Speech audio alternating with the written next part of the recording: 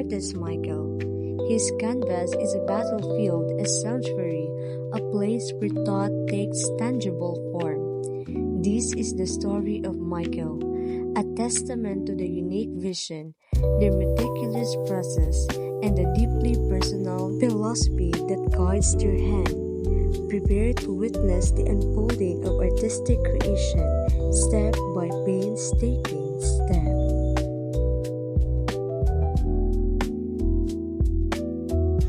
Hi guys, so ako na ay si Michael Jones Maliglig, 27 years old, and actually I'm graduate of Bachelor of Science in Business Administration, major in Marketing Management. Actually, nag-stop dito sa work kay na full-time freelance artist.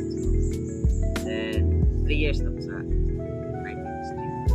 So, ang artist is trabaho na siya basically sa emotion. No? The way siya pupulit sa brush, the way siya mo makita kung magagawing butang. Ang artist journey is dili yun just parehas. O ganang like monthly din mo. Nakadepende yun din siya sa imong pangitag client. No? So, sa ako alak is one. Kung may natag sa pinaka lowest one yun, monthly ba ang basihan, mas naging siya sa one, more or less 15 yun siya. So, sa ko na siya kung mingaw nga mga panahon. Ang imo mong income is nakadepende po sa imong pugi o pangitag client. No? Kaya kana siya, kanang 15 ni mo po ako ng 50, 40, 50, 70, depende sa project. So, mga halos sa ang ma-interest na artist. Pero na po yung artist, digital ka, mas dako yun siya. Pero sa ako sa traditional artist, naragid yan. More or less 50K. Mo is, before ko mag-paint, kaya mo yung pagpuan. Depende sa subject. O mag-charcoal portrait ko, ang ako yung buhaton, is dapat yung nahinlo yun ang kuan. Ang akong room, ang table is niluan yun siya kay sensitive pag ng charcoal, dapat ulay basa, dapat ulay bugaw. So ginahinlo, then gina-prepare din akong mga materials. Then for sa painting, is gahimo yung canvas. So mas makasave man taog mahimo ta canvas. Dayon dapat yung mga paintbrush, dapat hinlo siya daan. Gina-prepare yun mo na siya. Then sa paghimo na nimo kuan, pag-prepare na nimo canvas na ready na siya. So dapat imong subject, dapat po kasi imong subject. So sometimes ang subject is depende po sa kung ganahan. So then pag nakapili na po subject, then ako ginahimo is pag pili ako subject, ako na siya na paint. Then pag man ako paint nga subject para mag long last pud akong kuan ang painting. So na siya ginabutang sa last. So mo siya tapkutan na siya para ma-preserve yung painting. Ang ginabuhat para let's say mong kamot, bunot na kag tubig. So ang ginahimo is sa balay man ko. Naraman ko sa balay gyud. So ang ginahimo is first, kung nakoy painting pagkaugma, manangid ko sa mama na ko sa mga kauban nga magpainting ko ugma ay sa ikonon surbua, ikonon subua para maka-focus ko. Inana gyud din. Maghimo gyud ko na ako ginagawa na akong time. No? Time management lagi din sa ka oras mo mata, oras unsa mo na kaya humanon para pud nga makahimo pud ka sa imong kuan household chores po di ginaman kun kay naputay trabaho sa balay, no? Dapat gid nga mag-set tag schedule from morning or the other day kanus ani mo siya taman humanon. Na koy mga project nga mga long term dugay na ko humanon, mga small man nga project or big, so ang ginabuhat gyud na pag matna gyud nako dapat gid nga layud kay morning walk or mag-jogging ka, mag-stretching ka sa imong lawas kay dili biya lalim nga tibok adlaw ka magsigtupuay, siglingkod, susket kay pud sa hawak. So dapat yun nga para balance pud imong lawas, di po ka magsakit, no? Dapat yun nga mag-exercise yun for example every day. Then dapat magtrabaho ka, so dapat yun naasa kuan kanang nanggi mga hangin. Kaya para dili ka masupukit sa labi na paint yung gamiton or oil paint. Actually, kaning art, ako na magiging siyang gihimo nga job. No? So, kuan lang. Ang panlantaw is dili lang kay maka-earn ka pero malingaw gyud pud ka sa imong passion then naka-share ka sa uban so nindot gyud kay siya nga subaw kay wala kay boss. So ikay mo sunod, ikay may schedule nimo, makontrol nimo kung unsa kadako imong ma-earn. No, mao siya kuan. Anang ikaw ga control sa imong kaugalingon nga kinabuhi. Na Okay na kaya? That's ang last one. Tapos, akong curiosity since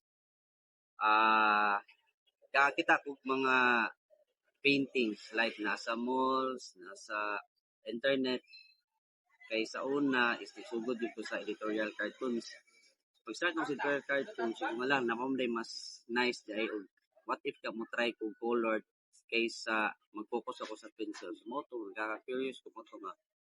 Ni kuan ko from drawing, so ni convert ko into painting. Yagi ko training, no, gikag elementary kay mamagin ang kinahanglan kitag basic.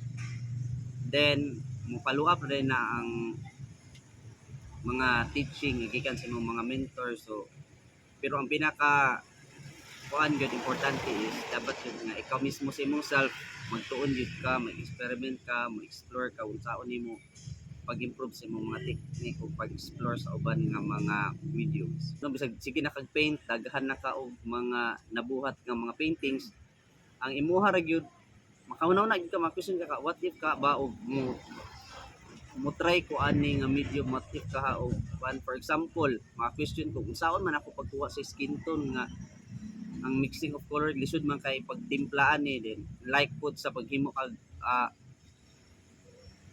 sa tawag ani maghimo ka o magpaint ka og tao, no, saon ang proper niya nga unsa ang proportion nga mabalance nimo ang gikan sa ulo, mata, ilong, padulong sa tiil.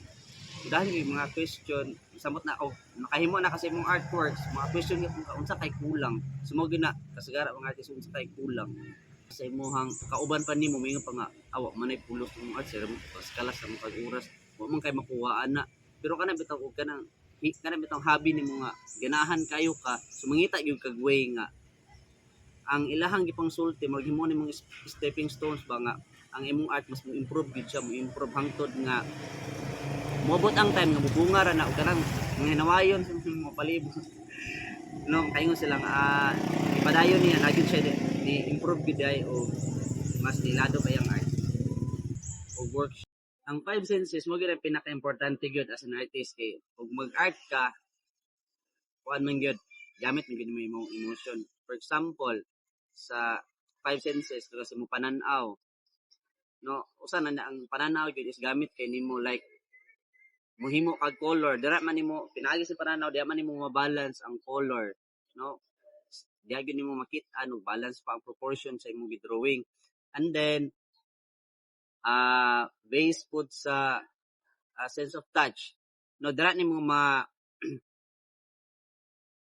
mabalance og unsa na ang unsa nakabaga sa pintal o sa naka for example magpaint ka then imong gamit is texture so texturized paint imong gamiton so diha gyud mo hikapon man gyud nimo na either ugana ba or basa pa then ay pa din ka modugang og color or unsa nga mga medium imong gamiton then other one is importante pod ang sense of smell kay ngano man for example nakay sinus nya pag simot imo sa pintal kay baho di ay so maglabada imong ulo nya di ka makapadayon sa imong so imong artwork dili gyud siya ingon nga nindot kay imong gibati sa imong kaugalingon kay labad imong ulo kay tungod kay baho kay pintal so importante kay ang sense of smell no nya og mo paint ka nya baho kay ang lugar so di gyud ka pwede dira so dapat gyud nga fresh air gyud imong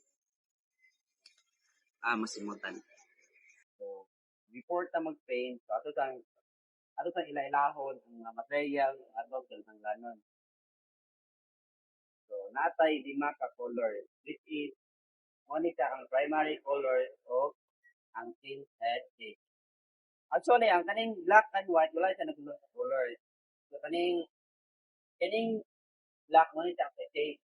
Then, kaning ang white, Then natay tulo ka primary color. Tulo ra gid sila. Mao ang blue,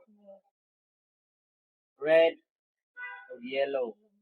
So, then natay tawag nga paintbrush og canvas. So, mo paint pud ka kinahanglan nga pag dili mahugaw imong table, so kinahanglan gyud tanang nga naa tay kanang yapin sa to ang canvas. So, mo na siya mong gamit ko. So, temporary na ni, so mong gamit kay bad paper. So, karon ang among i-paint is ko na siya of silhouette. So, sunset. Daw yung silhouette niya, imuhang subject is color black din siya. So, itong gamiton nga color is red, yellow, white, and black. So, kaning blue, itinta natin yung gamiton ko silhouette. So, karon magtugod may sa among painting at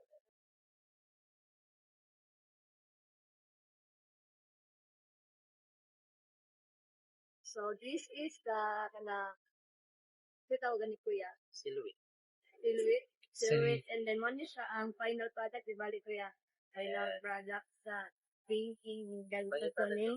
The painting ay gito to ni Kuya. So napay ka na follow-up questions na lang Kuya. Gamay na ni painting mo Kuya is kinsa ang naka-inspire sa imo? Inspired yun sa kuha is ang mga igsuon, no? So, sila mag-ringan katre, mo gid na. Nabot ang time nga lipusit ko sa kuan gid na like gi-career gid na ko ang pagka-artist is during sa COVID. So kaya sa COVID time sa ko ni graduate, so inspired by my siblings. So aside sa mga siblings Kuya, kinsa ang favorite artist nimo?